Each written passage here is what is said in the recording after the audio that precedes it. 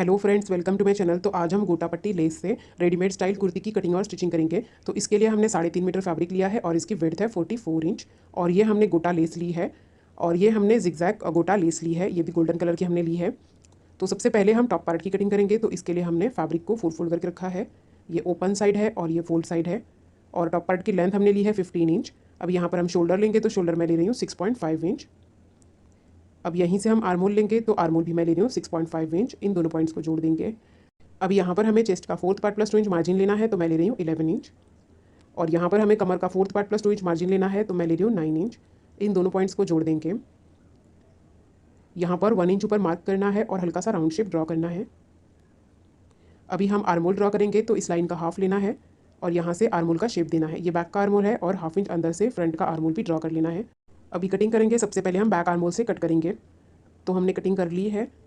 अभी इसको ओपन करेंगे और इसमें से बैक पार्ट को साइड में रखेंगे और फ्रंट पार्ट को फिर से फोल्ड करेंगे और फ्रंट आर्मोल की कटिंग करेंगे। तो हमने फ्रंट आर्मोल की कटिंग कर ली है। अभी ये हमने बैक का पार्ट लिया है तो हमें बैक नेक की कटिंग करनी है। तो नेक विड्थ मैं ले रही हूँ 2.75 इंच, तो ये रेडी 3 इंच हो जाएगा। और नेक डीप मैं ले रही हूँ 4 इंच। उसके बाद हम यहाँ से राउंड शेप ड्रॉ करेंगे और बैक नेक की कटिंग कर लेंगे। तो इस तरह से कटिंग कर ली है। अभी हम बॉटम पार्ट की कटिंग करेंगे। तो इसके लिए हमने फैब्रिक को 2 फोल्ड करके रखा है। अभी इसको एक कॉर्नर से उठाकर हमें ट्रायंगल में फोल्ड करना है। तो हमने फोल्ड कर लिया है। यहाँ पर ये ओपन साइड है और यहाँ पर फोल्ड साइड है। अभी टॉप पार्ट को हम यहाँ पर रखेंगे हल्का सा तिरछा और यहाँ पर हम कमर का निशान लगा लेंगे। उसके बाद हमें बॉटम पार्ट की लेंथ लेनी है। तो बॉटम पार्ट की लेंथ मैं ले रही हूँ 34 इंच।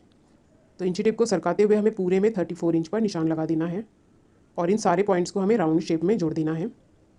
अभी हम इसकी कटिंग करेंगे। तो इस तरह से हमने कटिंग कर ली है। यहाँ पर हमारे 2 पार्ट्स कम आए हैं तो यहाँ पर हमें जॉइंट लगाना होगा। तो यहाँ पर जो नीचे से कपड़ा बचा है इसी को हम डबल में रखेंगे इसके ऊपर। तो हाफ इंच ऊपर चढ़ाते हुए रखना है क्योंकि हाफ इंच हमारा सिलाई में जाएगा। उसके बाद हम इसी शेप में इसको मार्क कर लेंगे और इसकी कटिंग करेंगे। तो इस तरह से हमने जॉइंट के लिए 2 पीस कट कर लिए हैं। तो अभी हम इनको अटैच करेंगे। तो इसे हम इसके ऊपर उल्टा रखेंगे सीधी साइड अंदर की तरफ रखते हुए और यहाँ पर हम पिन्स लगा लेंगे। पिन लगाने के बाद स्टिचिंग करने में आसानी होगी और इसे हम स्टिच कर लेंगे दोनों जॉइंट्स को। तो अभी मैं आपको बॉटम पार्ट को ओपन करके दिखा देती हूँ। तो ये 2 पीस है फ्रंट और बैक के और ये इसका घेरा है। अभी हम स्लीव्स की कटिंग करेंगे। तो इसके लिए हमने फैब्रिक को 4 फोल्ड करके रखा है। ये ओपन साइड है और ये फोल्ड साइड है। और इस 4 फोल्ड की जो विड्थ है वो हमने 9.5 इंच की ली है। जितना आपका आर्मोल है उससे 3 इंच ज़्यादा लेना है और स्लीव्स की लेंथ हमने 17 इंच ली है। अब यहाँ पर ओपन साइड में हम 3 इंच पे मार्क करेंगे और यहाँ से स्लीव्स का शेप ड्रॉ करेंगे। अभी स्लीव्स बॉटम लेंगे यहाँ पर, तो वो मैं ले रही हूँ 7 इंच। इन दोनों पॉइंट्स को जोड़ देंगे और स्लीव्स की कटिंग कर लेंगे। तो हमने स्लीव्स की कटिंग कर ली है। अभी यहाँ पर हम एक छोटा सा कट लगा लेंगे। अभी स्लीव्स को ओपन करके रखेंगे और यहाँ पर दोनों स्लीव्स की सीधी साइड अंदर की तरफ रखनी है या फिर उल्टी साइड अंदर की तरफ रखनी है। उसके बाद ही फ्रंट का आर्मोल ड्रॉ करना है और इसकी कटिंग करनी है। तो इस तरह से हमने स्लीव्स की कटिंग कर ली है। अभी ये हमने कैनवास पेपर लिया है और इसकी जो विड्थ है वो 8.5 इंच की है और इसकी लेंथ है 14 इंच। और हमने एक फैब्रिक का पीस लिया है, इसको हमें उल्टा रखना है और कैनवास को हमें इसके ऊपर रखना है और प्रेस से चिपका लेना है और एक्स्ट्रा फैब्रिक को कट कर लेना है। तो इसको हमने प्रेस से चिपका लिया है। अभी यहाँ से एक कॉर्नर से हम 2 इंच पे मार्क करेंगे। तो 2 इंच पे हमें मार्क्स करते जाना है और यहाँ पर हमें क्रॉस में लाइंस ड्रॉ करनी है। और उसके बाद एक साइड में मार्क करने के बाद अभी दूसरी साइड में भी हम 2 इंच पर ही मार्क करेंगे और क्रॉस में लाइंस ड्रॉ कर लेंगे। और यहाँ पर हमें जो हमने लाइंस ड्रॉ की है इसके ऊपर हमें ये गोटा लेस से स्टिच करनी है। तो इस तरह से हमने जो लाइंस बनाई है इसके ऊपर हम स्टिच करते जाएंगे गोटा लेस को। तो पीछे की तरफ जो हमने कैनवास चिपकाया है इसकी वजह से ये बहुत ही फिनिशिंग के साथ लेस अटैच हो जाएगी। तो इस तरह से हमें पूरे में गोटा लेस से स्टिच करनी है। तो हमने एक साइड में लेस स्टिच कर ली है। अभी हमें दूसरी साइड में गोटा लेस से स्टिच करनी है।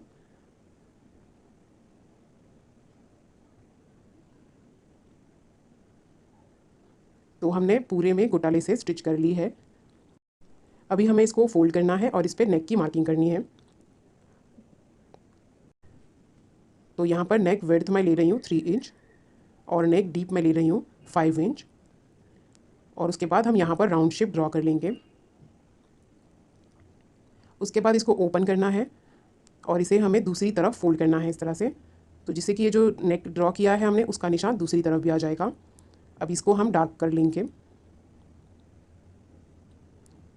अभी हमने फ्रंट पार्ट लिया है, फ्रंट पार्ट को हमें उल्टा रखना है और यहाँ पर इसके सेंटर में हमें एक लाइन ड्रॉ कर लेनी है। और अभी पैच को भी हमें इसके ऊपर उल्टा ही रखना है, तो पैच का सेंटर और फ्रंट पार्ट का सेंटर हमें मिलाना है। यहाँ पर एक बीच में पिन लगा लेंगे। उसके बाद हम नेक के शेप में इसको स्टिच करेंगे। तो हमने स्टिच कर लिया है। अभी यहाँ पर एक्स्ट्रा फैब्रिक को हमें कट करना है और उसके बाद यहाँ पर छोटे छोटे कट्स लगाने हैं और इस पैच को हमें सीधी साइड में पलट देना है। तो इसको पलट के हम यहाँ पर टॉप स्टिच लगा लेंगे। तो हमने यहाँ पर टॉप स्टिच लगा ली है। अब ये जो साइड में फैब्रिक है इसको हमें स्टिच करना है। सबसे पहले हम यहाँ पर पिन लगा लेंगे इसके बीच में और ये हमने जिगजैग शेप की गोटा लेस ली है, तो यहाँ पर इसको हम ½ इंच तक का फोल्ड करेंगे। पैच को तीनों साइड से हम इसको ½ इंच तक का फोल्ड करेंगे और लेस को हमें इसके अंदर रखना है और तीनों साइड में हमें इसको स्टिच करना है। तो देखिए मैं आपको मशीन पे दिखा देती हूँ किस तरह से स्टिच करना है। तो इसको फोल्ड करते हुए लेस को हम इसके अंदर रखेंगे और स्टिच करते जाएंगे। यहाँ पर कॉर्नर पे भी हमें इसको फोल्ड करना है और लेस को घुमाना है और स्टिच करना है।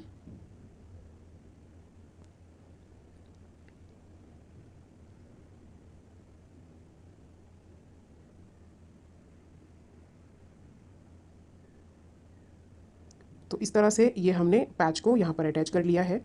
तो इस तरह से ये हमारा फ्रंट का पार्ट रेडी हो गया है। अभी हमने बैक पार्ट लिया है, तो बैक नेक के लिए हमने ये क्रॉस स्ट्रिप ली है। इसे हम इसके ऊपर उल्टा रखेंगे और स्टिच कर लेंगे। तो हमने इसको स्टिच कर लिया है। अब यहाँ पर हमें छोटे छोटे कट्स लगाने हैं। उसके बाद हमें इस स्ट्रिप को अंदर की तरफ डबल फोल्ड कर देना है। तो इस तरह से हमने बैक नेक रेडी कर लिया है। अभी फ्रंट का पार्ट हम इसके ऊपर उल्टा रखेंगे और शोल्डर अटैच करेंगे। अभी स्लीव्स के बॉटम में हमें लेस अटैच करनी है। तो ये हमने लेस ली है, तो लेस को हम इसके ऊपर रखेंगे उल्टा और यहाँ पर स्टिच करेंगे। तो हमने इसको स्टिच कर लिया है। अभी लेस को सीधी साइड में पलट देना है और यहाँ पर हमें टॉप स्टिच लगा लेना है। और यहाँ पर ये गोटा लेसेस हम लगा लेंगे 1-1 इंच की गैप से। तो इस तरह की 3 लेसेस हम लगाएंगे स्लीव्स में। तो इस तरह से ये हमने स्लीव्स रेडी किया है। इसी तरह से दूसरा स्लीव्स भी हमने रेडी किया है। अभी हम स्लीव्स को अटैच करेंगे शोल्डर पे।